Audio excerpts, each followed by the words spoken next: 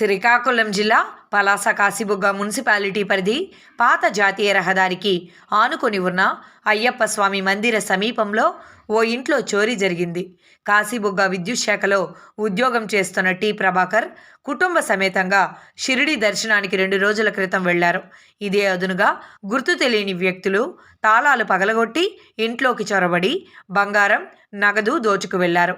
గురువారం ఉదయం తలుపులు తెరిచి ఉండడాన్ని ఇరుగు పొరుగు వారు చూసి కాశీబుగ్గ పోలీసులకు సమాచారం అందించారు.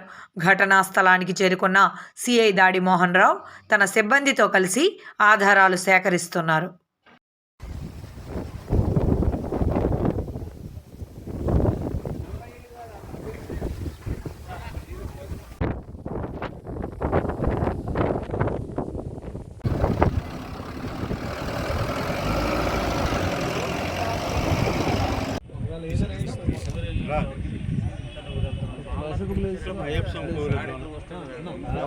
ఎవరెవరు ఉన్నారో అందరూ తీసుకుంటాం.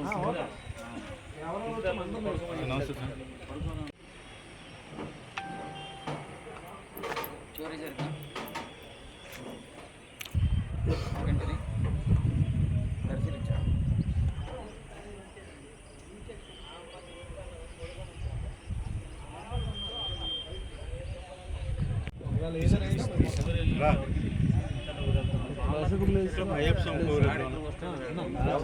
ఎవరెవరు ఉన్నారో అందరూ తీసుకుంటాం.